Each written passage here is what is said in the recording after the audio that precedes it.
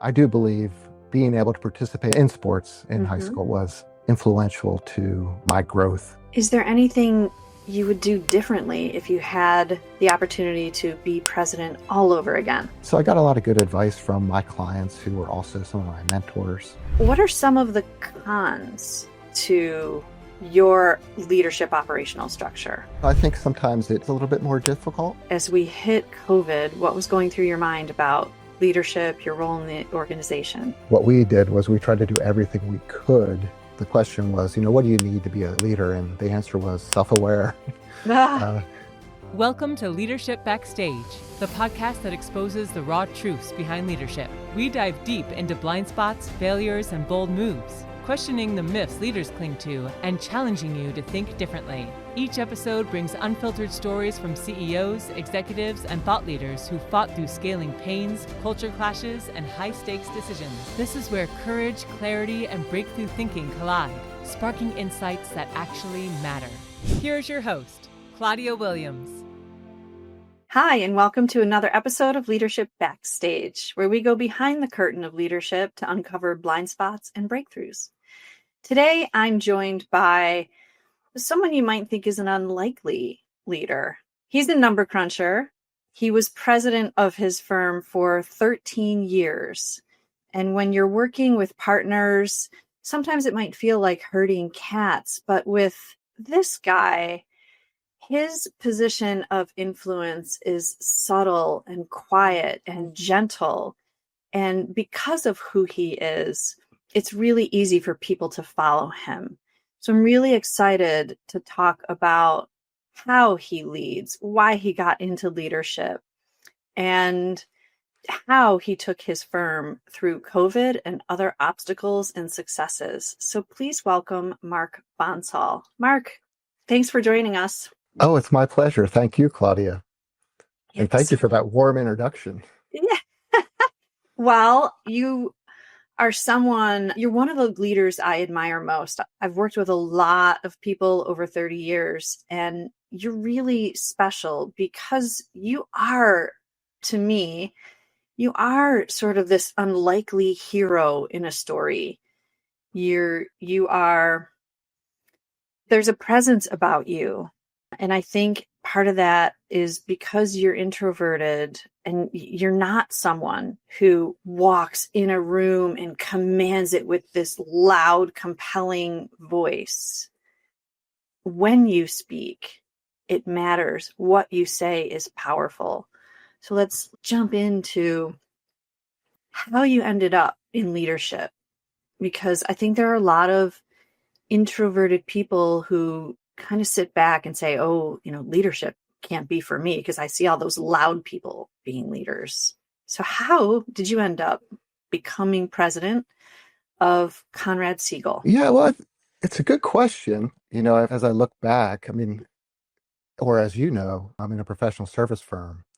It's a little bit different than a typical, corporation or organization that has, more leaders who have come up through more standard processes. We're all subject matter experts where we're at. Even our top leaders within the organization still do a lot of client work.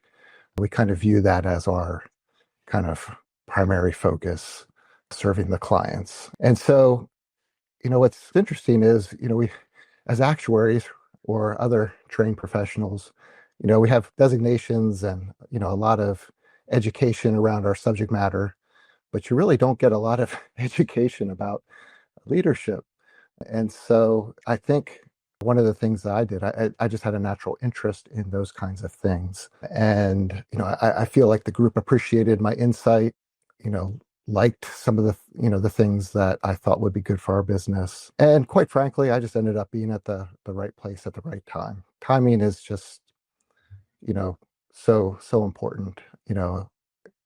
We were at a point where we were maybe between generational leaders within our organization, and we needed somebody from my generation to maybe bridge that gap.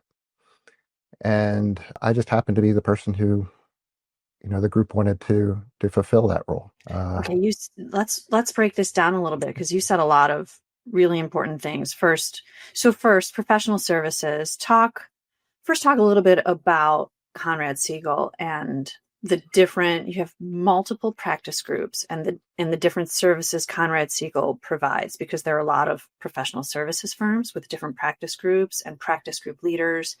So first, talk about the structure of the firm. Yeah, well, we grew up mostly as actuaries. A man by the name of Conrad Siegel, who is the founder and obviously the namesake of the organization, was an actuary. And over the years, we kind of built additional services for our clients. So we also provide defined contribution or 401k services. We also provide health consulting services. And most recently, although it's not that recent, we've been doing it for more than 20 years, is investment services. And so those are kind of our core four practice areas. We'll do some other things as well, if it fits our skill set and it's something that we feel we can help our clients with. But those are kind of our more core areas of the business. Okay. And you mentioned, in which I see a lot, that we are taught as professionals to be really good at our craft, and we aren't necessarily taught what it means to be a leader of others in those crafts. So how did you develop your leadership skills? Well, I just tried to absorb as much information as I could. As we kind of I got lucky, I should say. One of our partners, as we were going through this generational change, we were kind of restructuring the leadership in the organization. And one of our partners brought in a man by the name of Roger North, who we knew through a mutual friend of the organization.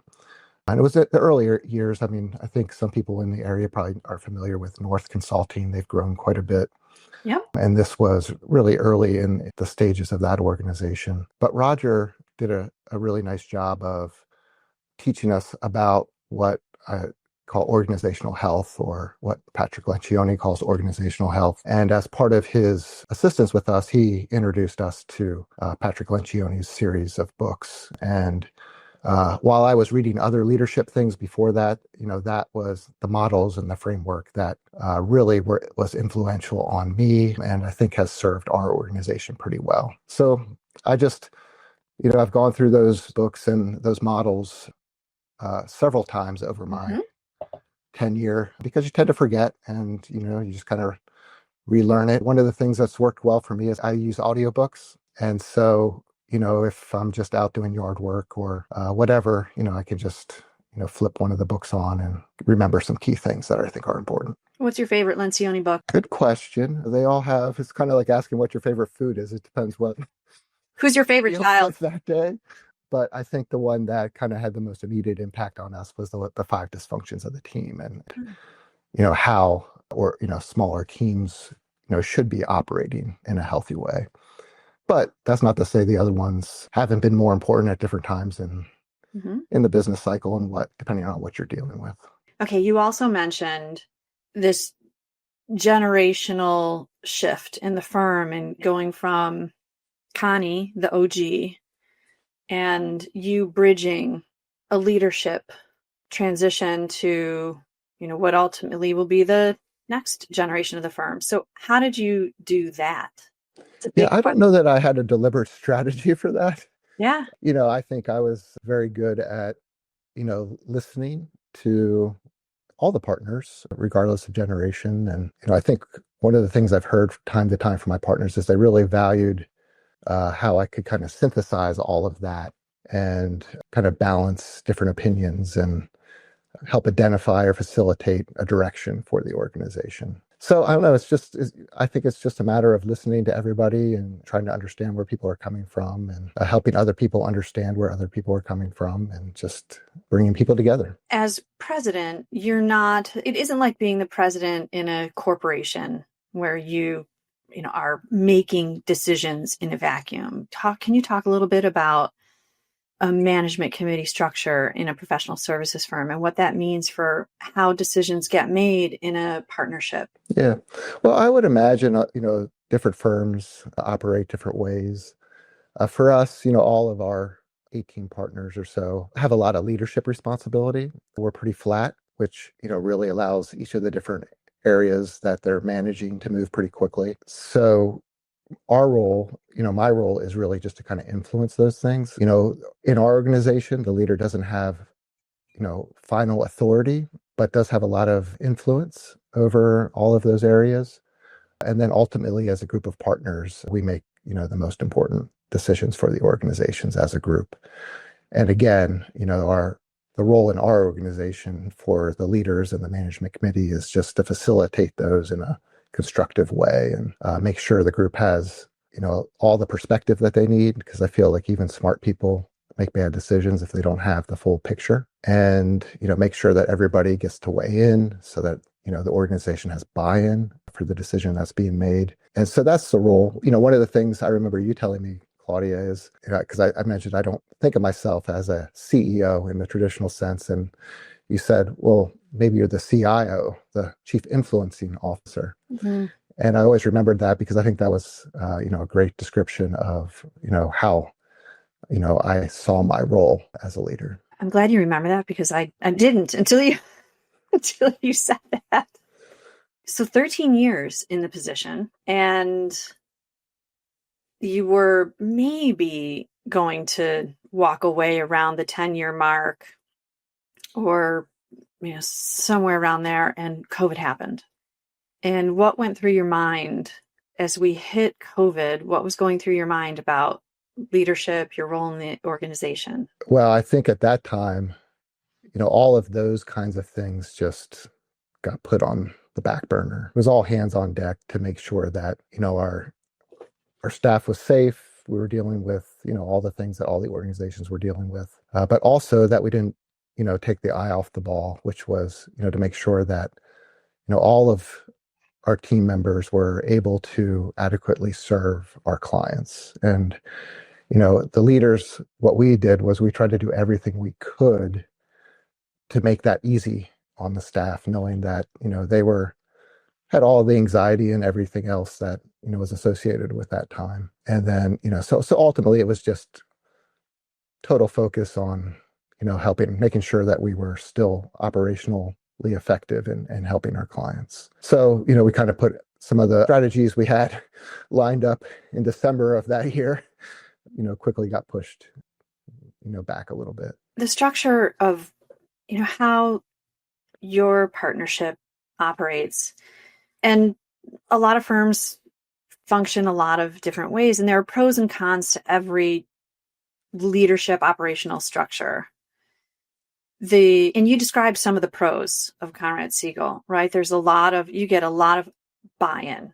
There is consensus and buy-in. What are some of the cons to your leadership operational structure? I think sometimes it's a little bit more difficult in that when you have, especially as you grow, the more leaders you have that you have to achieve buy-in from does become more challenging. In fact, I think a lot of the literature, and even I remember one of the things that I read from Patrick Lencioni was, you can't have that many people on kind of the top line leadership team. It's just too many people.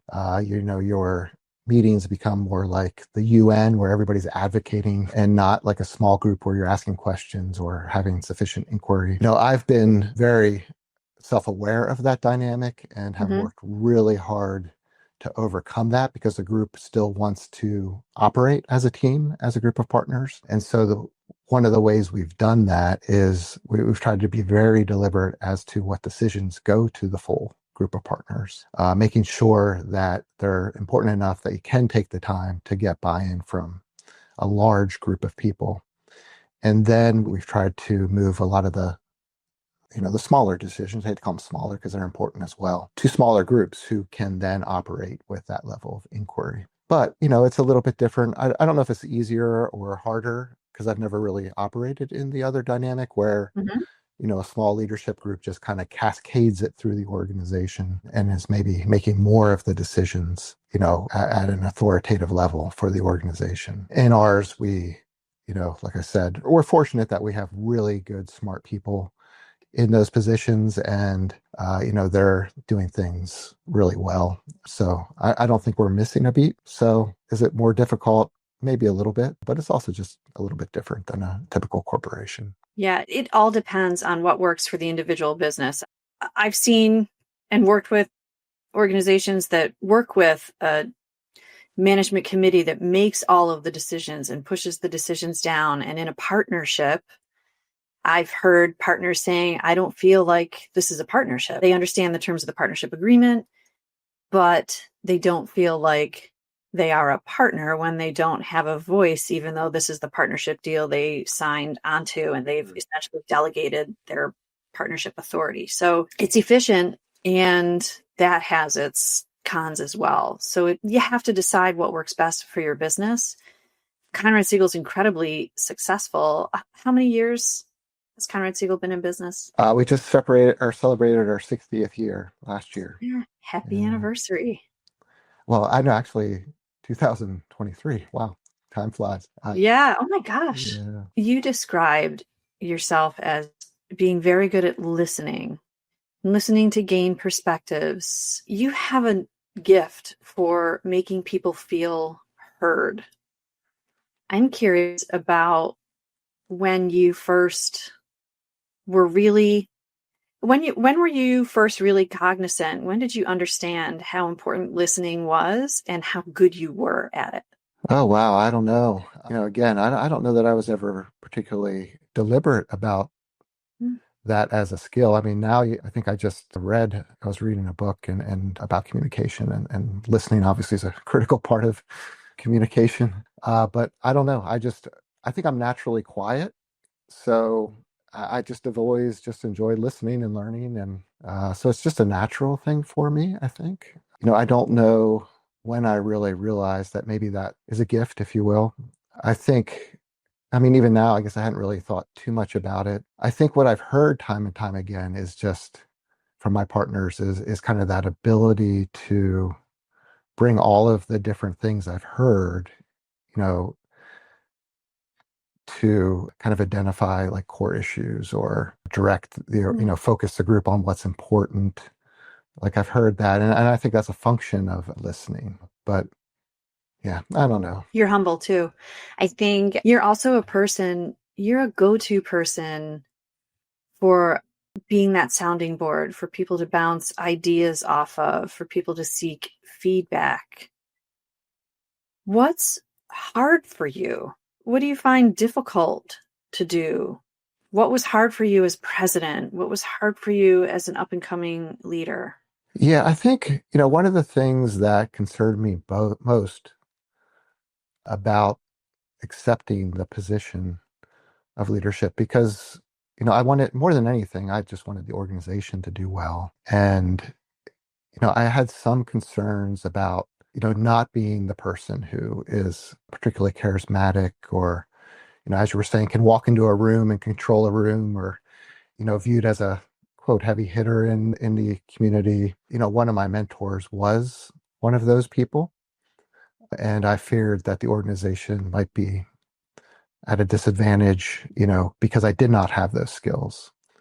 And I was very aware of that. One of the things I did to try to overcome that, well, actually, I'll take a step back. The first thing I did was, one of the nice things about being in the professional service area is that, you have clients and a lot of people in the business world who you can talk to and get their opinions. And so I got a lot of good advice from my clients who were also some of my mentors over my career. So you sought out clients for advice. What kind of questions did you ask your clients? Well, I was just open and honest. These were people who worked with me. They knew my personality. And I just asked their opinion as to whether or not they thought I would be a good fit and what they thought about it. And, fortunately, they encouraged me. They did share that, you can supplement your own skills with other people, obviously, which is one of the things that I did. I made sure that we had, really good people who were good at those things in our business development group, and who would be really good at continuing to build relationships outside the organization. I made sure the management team had people who were really good at follow through, because I'm more of an ideation type of person. Mm-hmm. And so those are the kinds of things that we talked about. I love that you went to clients. First of all, you showed incredible authenticity and vulnerability. I know they're words that get tossed around a lot today, but it really speaks to who you are to put it out there to your clients to say, what do you think about this? And to get their advice. And the fact that reinforcing that as the leader, you don't have to be the be all, do all, end all. You can be really good at who you are and then surround yourself with people to fill the gaps. And that was great advice. Yeah, I think one of the things I heard from a podcast was, it was kind of along those lines is, what different skills do you need? And the question was, what do you need to be a leader? And the answer was self-aware, Ah, because you need help. Nobody has all the skills that you need to drive an organization. It's always a team effort. And so it's important that, you balance your own skills with those of others. all right. So you went to clients, got some advice. Then what did you do? So then I did the things I mentioned. We kind of build the team around us. We were going through like a leadership restructuring where more of the partners had leadership responsibilities. So we just filled out the teams with, other people who were a good fit. There is, another thing that's a little cliche is you got to get the right people in the right seats on the bus. But the fact of the matter is it's really important to do that. Yeah, the best practitioner isn't necessarily the best practice group leader. Right. Okay. You got the right people in the right seats. And you were out and about in the community. You served on boards. You found ways to put yourself out there. Was that hard to do? Sometimes, I liked some of the smaller groups that I was in with the smaller boards that were more involved with the organization. Some of the ones that were more informational at times or just kind of reaffirming. And not that that's not important. You need that final check on decisions. I felt like in a lot of those situations, I was pretty quiet. I'm not sure what kind of impact I made just because it just wasn't as involved. And again, not that those things aren't important, but yeah, I don't know. As I look back at that, I don't know that those roles are what I really like to do. They're important and people need to do them, and I'm glad I did them. But I also don't know that again, that kind of really fits what I enjoy doing. Is there anything you would do differently if you had the opportunity to be president all over again? Oh my gosh, I'm sure there'd be a million things I would do differently. I definitely had my share of missteps along the way. It's funny that the more you learn, I think the more you realize how little you know. If you're self-aware. So yeah, there were things that, I would do differently. I think one of the things that I learned, again, it kind of goes to getting the right people in the right seats on the bus is, just making sure that you do that. Sometimes, some disruption can cause some problems. But luckily, we're, at least at our organization, we have so many good people that it all worked out just fine. What advice do you have for the younger, introverted, quiet people who might not know quite what their path is? What should they do to prepare, to explore, to consider becoming leaders in their own right?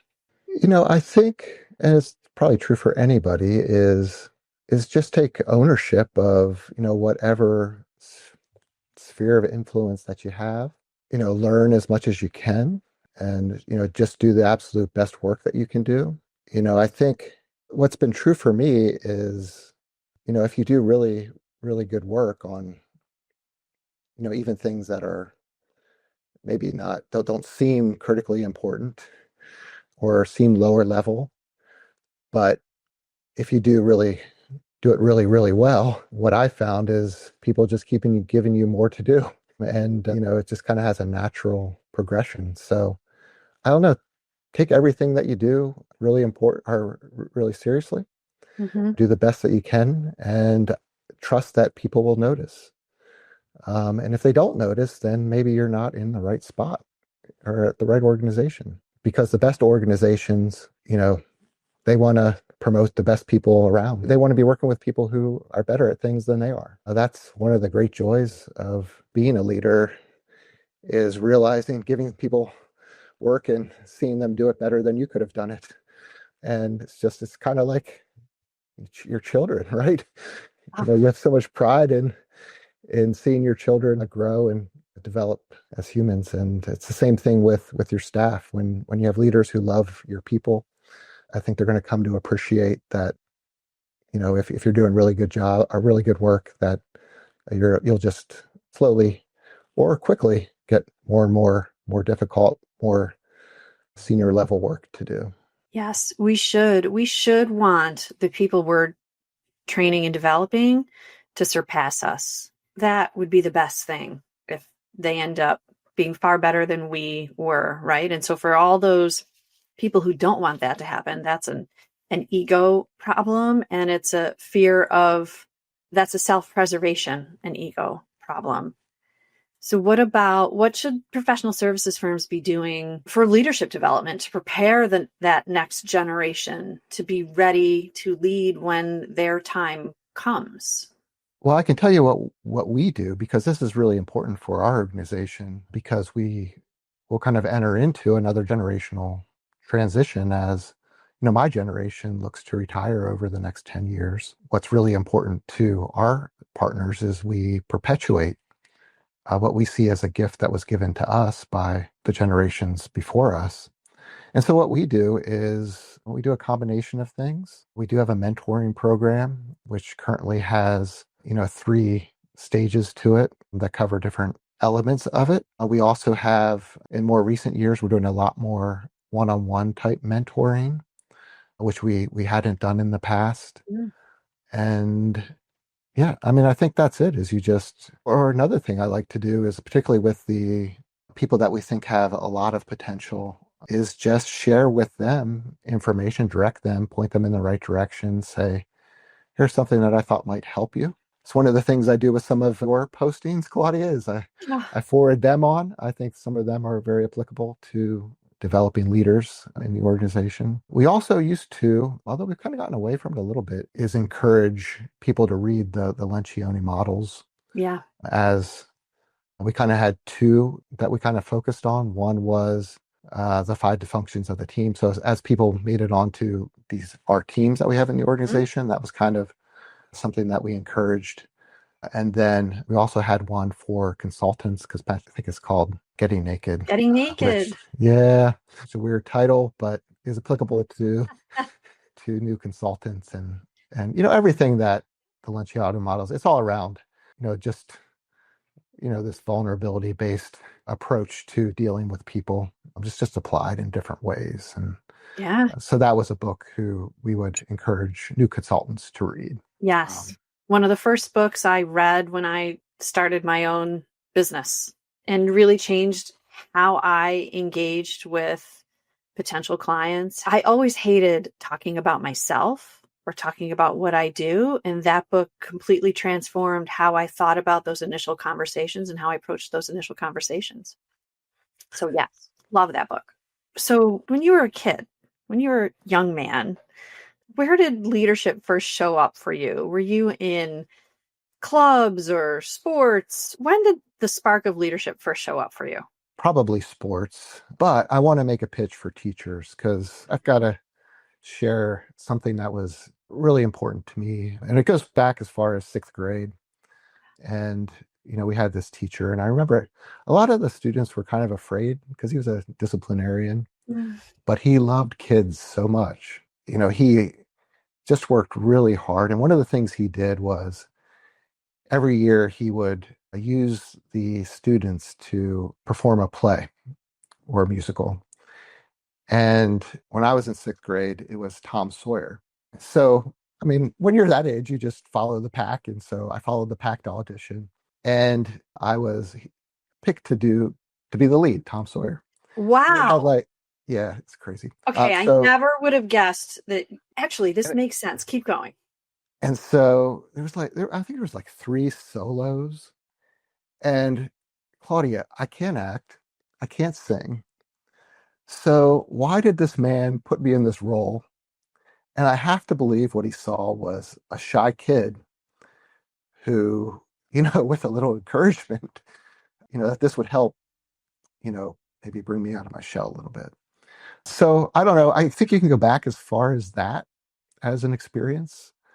And, I don't know. It's hard to know what kind of impact those things have on you, but certainly it gave me more confidence. And, I was, a captain of several different sports teams.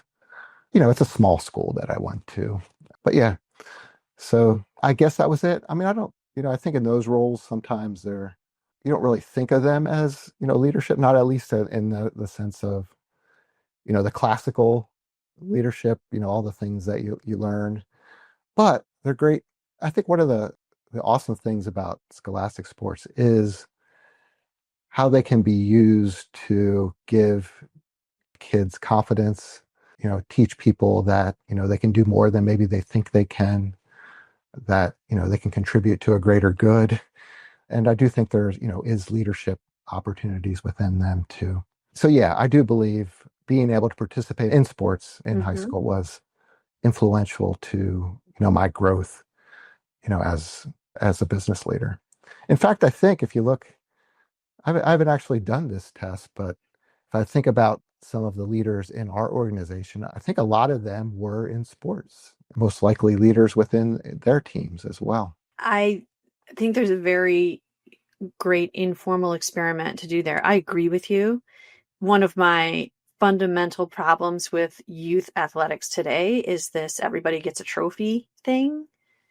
And that really early stage is where they learn the art of winning and losing. And we've taken that away in a lot of places. And that concerns me for what kids are taking away from sports. But yes, I too was a middle school and high school and college athlete and really, really value what I got out of sports and being part of a team and learning how to be a team player and being an individual in a team sport and all of those things. Mark, the story about Tom Sawyer is one of the best stories I've heard. I've known you for years now, and I can't wait until your peers from our group hear that story. That's incredible. And yeah, shout out to teachers and for leaders listening to that, to look around and say, who should I invest in? Who should I put in a position to be a little uncomfortable so I can stretch them out of their comfort zone and bring something out of them that they might not even know they have? That's a phenomenal leadership lesson for people. And it's never too late to do that with someone if we're willing to invest a little time. Agreed. What do you love to do? So you are now the immediate past president of Conrad Siegel. What's this new stage of work life for you? A good portion of my time doesn't change because even in the president role, still did a lot of meaningful client work. And so, a lot of that will stay the same. I might take on some more client work because I have a little bit more time. From a business perspective, one of the things that I really enjoy doing is working with our business development team. I just really enjoy a couple aspects of it. I like the creativity of it. I feel like business development is a good area where you can get clarity over, who you are, because you have to communicate that as your message. And, I take a lot of pride in who we are and how we tell our story. I like meeting new people. So you get to meet, prospects and learn about their business. And, it's just a great group of people to work with. It's a very ideation area where you're thinking about coming up with new ideas and being creative. And, those are the things that I enjoy doing. So I'm excited to be part of that team. I think we're doing some interesting things there. Our business development group has evolved to not only be, out in the community and not only, developing marketing, they also have become kind of the creative hub for our products. And, we want to make sure that we cultivate that and create a structure that, kind of brings, basically paints that identity all throughout our organization. And by that identity is this I think what makes us really unique is something we refer to as a big firm capabilities and small firm feel. Yeah. And it's this idea of having, this hospitality and warmth and genuine care for our clients while being also very good and, having all of the talent and skills of a much bigger organization. And so, I think our business development team can kind of paint that throughout the organization as well, internally and externally. And, I'm excited to be part of that process. And speaking of hospitality, I think it was you who recommended a book a while ago. Is it Unreasonable Hospitality? I did, and I actually have to give credit again to North Consulting because they're the ones who recommended that to us. We did a workshop with them, and because we were trying to answer this question of, well, what is big firm capabilities and small firm Mm-hmm. feel? Mm-hmm. What is that? Because sometimes big firms have small firm feel, and sometimes big firms don't operate like a big firm. So I don't know. It's kind of weird nomenclature in some respects.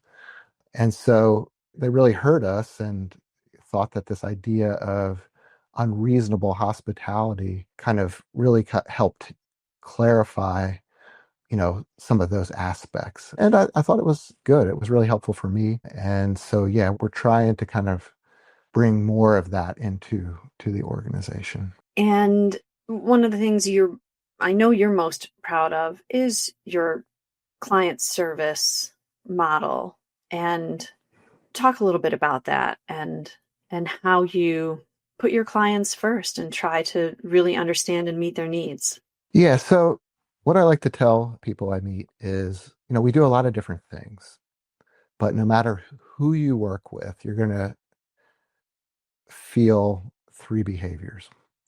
The first is they're going to work in your best interest. It's not going to be about us. It's going to be about whatever it is we need to do to help you. And sometimes that's to our detriment, and that's fine. We don't have any problem with that at all. People have permission to do whatever they need to do to help the client. So that's one. The second thing is, this idea of excellence, and I know everybody uses the word excellence, but it is this idea of doing, the work the best that you possibly can. And we encourage that with designations. We fully support people continuing their education. We really, try to promote the excellence, this idea that you're going to do the absolute best that you can for the clients. And then lastly is this passion to help. We want to be, proactively anticipating what the clients need, and really listening to them. So much of what we do is a customized version of a typical service. So if there's something we can do that makes the client's life easier administratively, we're happy to do that. Well, one example that I thought was really great was, one of our clients asked one of our consultants if he could put together, a slide that would go into like a deck that this individual was preparing for their board or leadership group. And so not only did we give them this slide, but we kind of gave them the full deck with everything they possibly would need and kind of sent it back and kind of blew them away. So those are the kinds of things, we want to be doing for our clients. We want to do that throughout the organization in every possible way. One of the things we do, which I think is kind of special, is, we staff our hotline with, our newer, younger professionals. Most people do that with customer service reps, but these are people Right. training to be the experts in their fields. And What a great way to train them, too. yeah, it's a win-win because, a lot of the work they do is independent analysis and those kinds of things. So it gives them an opportunity to really help somebody. And it gets them having conversations with clients. What an amazing development plan. Yeah.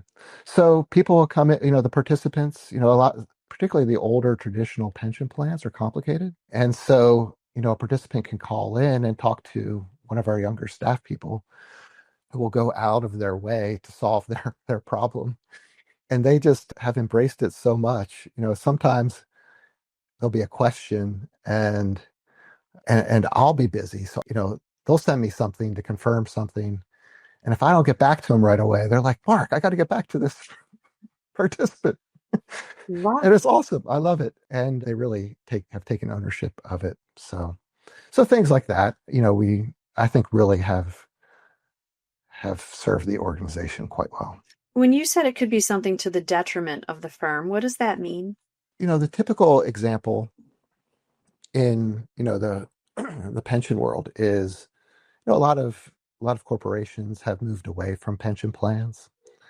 And so we get asked about, replacing the pension plan with another plan and how you might go about doing that. And, that's arguably to our detriment in that if the plan terminates, then they're no longer a client, or at least with respect to that plan. Now, we also do 401k consulting, so oftentimes that's not always a case, but it doesn't matter if it is. If they have their 401k placed with another organization, that's fine. We're going to do whatever they need to do to make their business successful. We've long abandoned this idea that that kind of decision might affect us. We just don't care. So that might be one way. Another way is, in the health consulting world, a lot of organizations will take commissions or have producer bonuses, and we carve those out completely wherever we can. And where we can't, we kind of structure it in a way that we're giving them quality services that kind of match up with that. And so, You are making money without taking advantage, is what it sounds like. That's right. Right?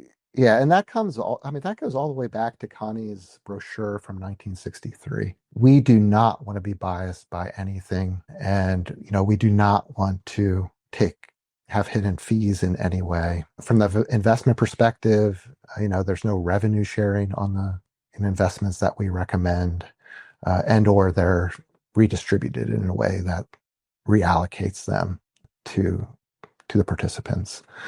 So that's been, an important part of Connie's. Well, I mean, honestly, it was one of the reasons he started the firm. He was at an organization who he felt was doing those kinds of things, and he thought it was unethical. And so he just wanted to be able to tell his clients, what he believed to be was in their best interest. So it really is a kind of foundational value of the organization. Mark, when you're not focusing on client service, what do you like to do? What are you doing when you're not Conrad Siegeling? Well, I mean, obviously, as a father, I love doing things with my children. They're mostly growing up, or they're growing up pretty quickly in college or just out of college. One just got married. She sure did. So yeah, which is like the ultimate for a parent, to see your child having fun, going out in the world, doing things they love. So yeah, so actually I am kind of reevaluating that. It's kind of a moment in my life development where I'm trying to really figure that out. So, one of the things I do like is photography. So I, most recently I've been playing around with some photography. I love being outside. So, I like biking or mountain biking or hiking or, those kinds of things. But I'm also, I don't know, I was actually just on a walk with one of my best friends, and we were just talking about it. I'm like, because we're at the same life stage, we grew up together. And, I don't know, we're thinking maybe there's like some sort of club in the area we can join to, connect with some new people. So I don't know. So I'm trying to figure that out over the next couple of years. Oh, I love it. Changing stages it's a journey. I think people think that we kind of just have it all figured out as we bounce from one stage to the next in our lives, or a transition in our career. And it really does take a little time to get into the next groove, whatever that groove is. But the exploration part of it can be really fun if we embrace it. That's right. 100%. Mark, where can people go to learn more about Conrad Siegel? Well, our website's probably a good spot. I think we have some good content out there. You can learn all about us. I think we probably have some socials, although admittedly, I'm not the What best is at that.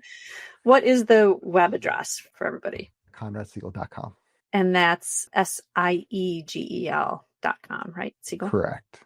And Yeah. how can people get in touch with you if they'd like to reach out to you directly? I can be reached directly at my email address, which is my name, Mark Bonsall, at ConradSiegel.com. I'd be happy to hear from people. And do you have any questions for me? So what do you think of this podcast scene? Are you enjoying this? You're the second person to ask me that question. I am incredibly uncomfortable and unsure of myself, but I really like that it is not about me, because I really love the conversations I'm having with people. Like, I just learned something totally new about you, and I've known you and worked with you for a long time.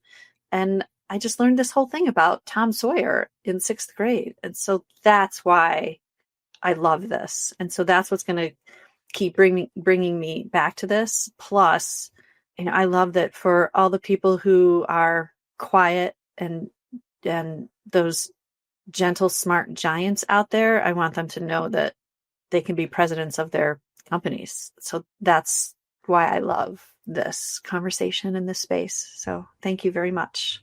You're welcome. You're a natural. Oh gosh, thanks. Well, thanks everyone for joining me on today's episode and going behind the curtain with Mark. Mark, thank you. Best wishes for much continued success. And wherever this next stage of your life journey takes you, I'm looking forward to our periodic check-ins. And Thank you. Thank you so much, Claudia. That's it for today. We'll see you on the next episode. The Leadership Backstage podcast requires more than a conversation. It takes action, research, and collective wisdom. If today's episode resonated with you, we'd love to hear your insights. Join the conversation and help us shape the future together. We'll be back with more stories, strategies, and real-world solutions that are making a difference for everyone. In the meantime, be sure to subscribe, rate, write a review, and share it with someone you think would benefit from it too. Thanks for listening, and see you on the next episode.